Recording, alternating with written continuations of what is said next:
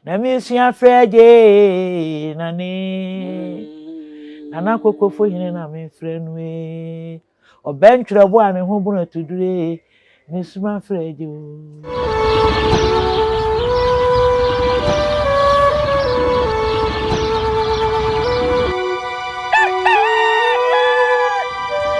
Arafo yema mu nyina akwaba na yemfa mu na nyansapo kasamfonyin so nyansapo wadaru maje so mame wo se yesane no madwemba na yese eno no epo bi wo hono a sabi akronto se wonye badwemba obi a wadwe mu do na sabi unim nyansa ni sane ne eden nti ewopo bi efren se nyansapo se yebo sa nyansapo na de se badwemba eno no so kwa otumi sane se sabi akronto oyi ojimifo a obesa akwa akomiem ama ni sane ne beye den de amawo aberwa nya sante sa no na nano sa afre no kontonkona sa pona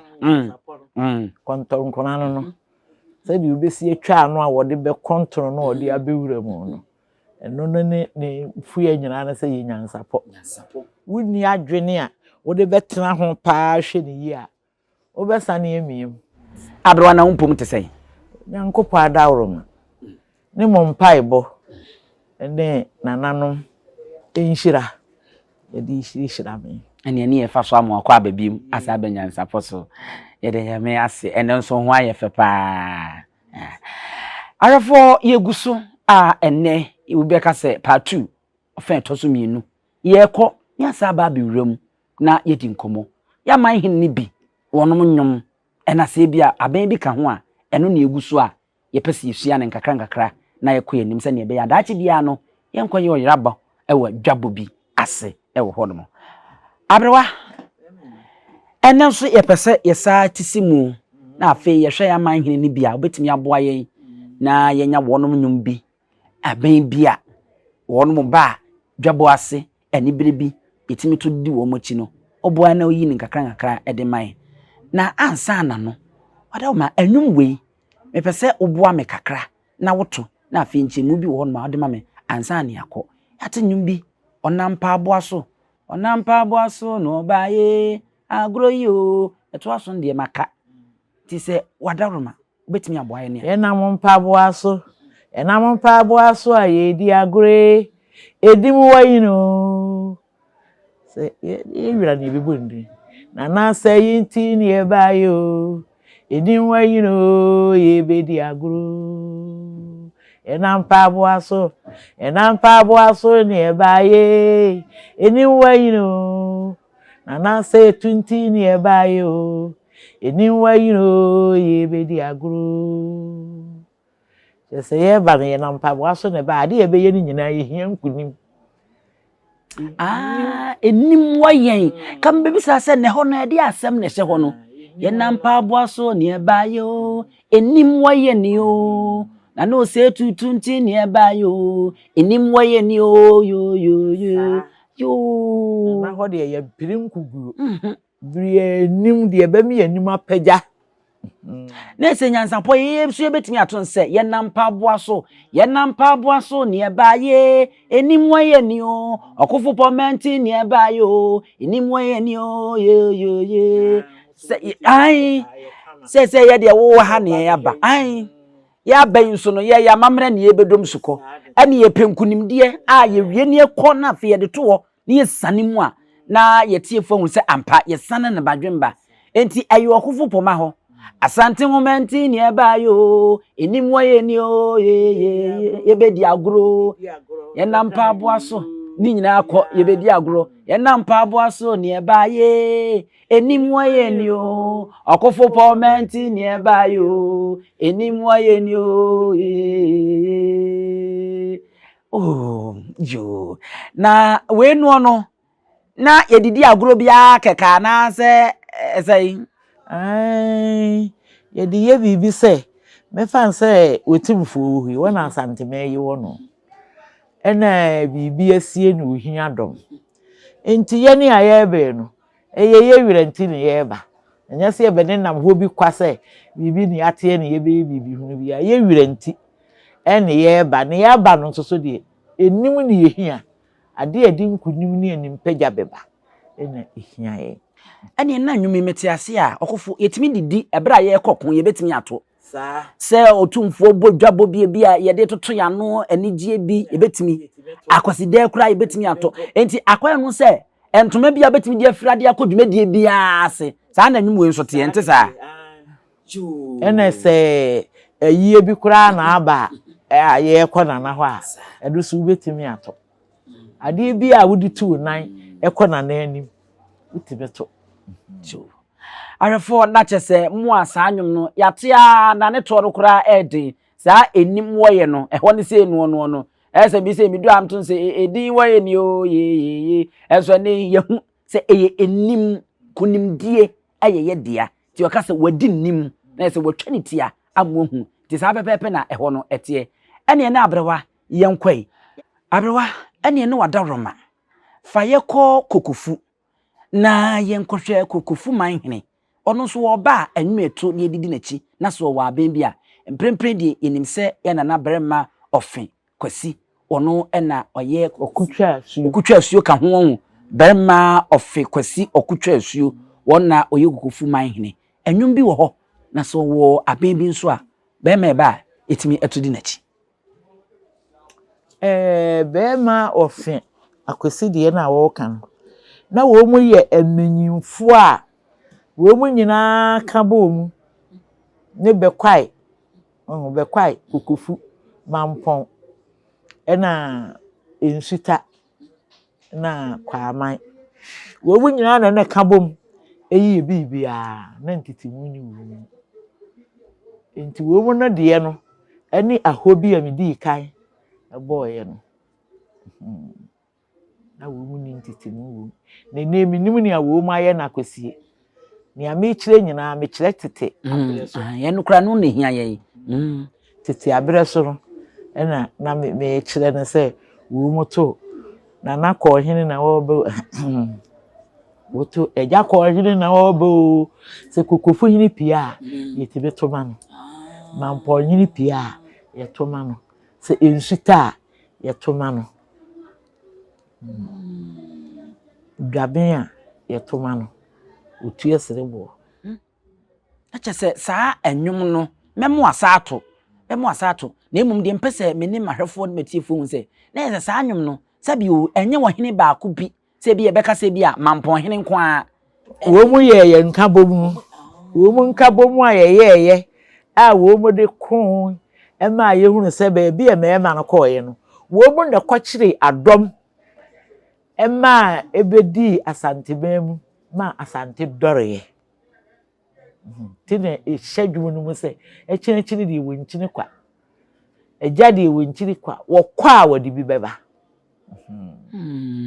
na chese se de da bia ye kanu no Asante be Asante nyina no ntimi nka nso nyi Kokofu mfamfiri enti se ti sa anwum no so ma me biem na be bia se hu behia na nka yemfa Kokofu ya hene edin hye ho na yenko wo se eja ko hene na wo be o eja ko hene na wo be o ko wa na wo be o wonam nuamodi aye ni dese ensuto mampuru Kumasi Kokofu edi ampofrechi no eye Kokofu edi ampofrechi eye Kokofu ensuto mampuru Kumasi Kokofu edi ampofrechi ne so ni party fia ne krotwa amansa e beso ni pansasai krotwa amansa de efiri mampon bo wo beso wuro ono ane sansampo boni o echire de wo nchiri ko eja de wo nchiri ko eja ko ya nko di bi beba aboa no makodi ebresi amotua ne nsemu abojabu yensi akwa misuru freja odenkense mbo afo ni semsenu eni semseje Barima Offe Akwasi nana Kokofu hini na me frefre no beme eni semsenu ese we na bro asanka anwum kra nka bete na wo mu no ajeso na wo mu nyina de Akwasi ye wakun babro Barima Akwasi fi na me frɛ no Okogyeasuo ekun babro na mesua freje nani ana Kokofu hine na me frenwe obentwere bo ane ho bona tudure mesuma freje na bu nse ayi no firitua no ne deutan ke na wo motene ne yebehia wo nyina ebe akọ ewira itimfu anim ese we no ebasa ote apakan mu nyina yetimi to onam fom so ayetimi to wote ho a yetimi to say ne kon ne nanim die nani nsam adwon eni nsam a wato wako atwa asuo so e ka so obi akon atwa asuo a aida say wokompoano so enafo ana say e ka wa asem mu ko yajimu ho ese enye say din bia keke na emumu no wokon ye bia na suo bi ho no ma wokon etwaye ekokon wokon je dom baaye yes wokwa wode wonchini kwa wokwa wode bi beba okutware suo anti okutware suo no nko ena okogyawo asu enso enko yo entimi nya ade ba ko okogyawo asu de wanti obi a wanti mi anko ntwa asu woduru ensu wokon gai asu na ja na wonde wokotwa asu no enti asu kase akura wokotware ye ekofa adom de bae se wokwa wode bi beba wode wonchiri kwa so wokwa eja konkon ade a wode bi beba ta ayese unim se o maame oye obrefo na wo fie na bia unim se o maame apia na Okofuum akoba bi unim se maame de edey ye na obody bo frɛ beba eye dey a wode kodu beba eye dey a wode nwa beba eye dey a wode mire beba onya nim se o maame apia nko ade ko so Okofuum okɔ ha ba mu ne de se de tie bia dodo de wo ho bia wode bi beba fi ama no ne se no contemplantem wasori nopa abo hasuo ma ne ba kwadwofo didi anopa wasori anopa abo hasuo ama ne ba kwadwofo didi anopa eno contemplantem no chire honum mame ne maame de de anopa tututu hasuo ehwie na ya na agire enhahama so no a wonam obi abeduro kura no na ontuma kura afo nsuo ntonso na wafo ene ye frɛ ne hasuo de wo hamu no enti o maame me maame so de wo ni se wo ba contemplantem ya waso no petutu kobo hasuo e ma ne ba kwadwofo edidi anopa na je se ono de okoba kwadwofo nda sa me na no won sori wo beti na de mo dade da ho mo sori mo nsanam de bo frɛ bi aba e onu we yasori ni we yasori abeto wo mu anopa hema ne nkore ye nya bi ni yedi na say ye nana Kokofu enso wonom so de no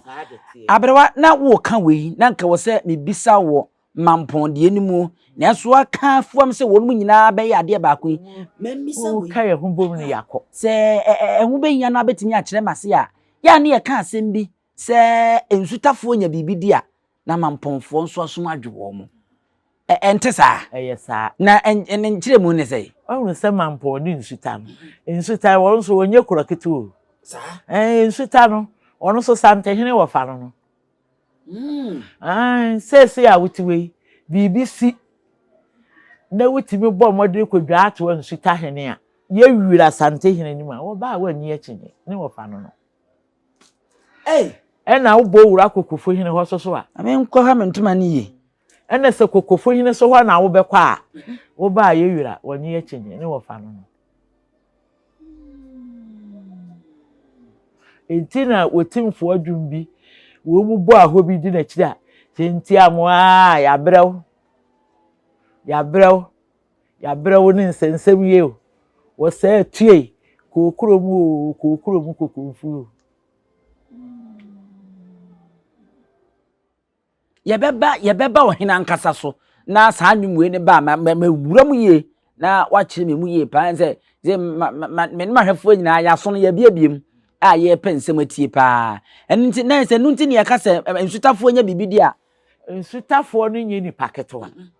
ena wo mu ne mamponfo no so ene ben enti bibia wo mu ehia bibia ye ba mampon hene ho ene ene saade a ensuta asase da ho aduade ne niema nyina ye betimi akodro kese ama wo mu no wo mu didi enti si etimi koye bibi saade ma wo mu a wo mu didi me ya mampon ye ho adwe sensitafo nya bibi di me ya chese mampon na aduane wo akuafo ne ade a eho no wo mbagye ba mampon na mampon hene ho no saa ne ti a monko ho na monko do asase kakraka nuane mfame ensitafo na sensitafo nya bibi di me ya mamponfo so ho ade saa we no mamponfo na de wo monko bo afode sanse hawa ensitafo de be ha na mamwe no aisese bio woni obi a ese wompe brebitie na da bia oba ho mametaku mamsempoa da bia se ne mabia adwuma de ama wo enti o mam ha biem chu ti adwuma we me de ahewonsa fedidi ben kan se bre me hwe fedidi da che se so wasoma dwo nya fe no ye bebo punu mu biem jo tafuo nya bibi di me ya mamponfo so ye ho adwe arefo se mohu de eno nso akwakosie sa be we ye buabuabuabu akaka ho asem a on se enam aman hene wonom nwom ene o mabodin so we kokofu de ni ye nam ya aba bebo mu ha beti asim a ye de asua de wa hayo ti ye nananom sutafo munya bibidi a na mamponfo nso wonom aso adwo mo ase kire no ba ku bi wo ho a wo patie na ndem de be kwa kwhye ba ku num me ka mampon yi on se ba ku bi abesutim twen ba ku bi na ebedi hu nkomo no me de no nso beba na abrewa mama na kire yimu e de ama nti yemfa we yemfa mu ensi wa hanom bomoden na subscribe na share na like na ji wadwen kire fato e fa mame edi ne se de emunim na eye abusua panin owusu eduomi Adenti ni ebube ne brebe nse si ebube ebe ye de den kura preko enim sebe odwampopo bi esi kuro ni mu awase wadoresa tanyini wontena fie ema aseduamfo blani pie frimantam behin se pin enye nkwande wa na yesotro no wa ansa na odi asebe fita na anoma akodi ebrensi am wa wotua ne nsem mojabumo nim hu duanani wie klaman wo ye sofo kra wo nye yie bi tontonte ye no sane ye fa nyansapo abone ntaka na mane yakese na ntakra abone de fanyinam kwatere kwa mada woro ma ntuma ye fe ni din de sein ni din de obama akola wa no so pese otrimu osuma ense bratam the perfect honhon hia na amerika sa sabe ka ya twa ni mu nyame nai ebu afa so enye de ya twa ni mu twa nyame sebedi akone be kwen bodi akyede na se kofi nro ni ya aben ntima nyina ni mu ampata na wo yade ya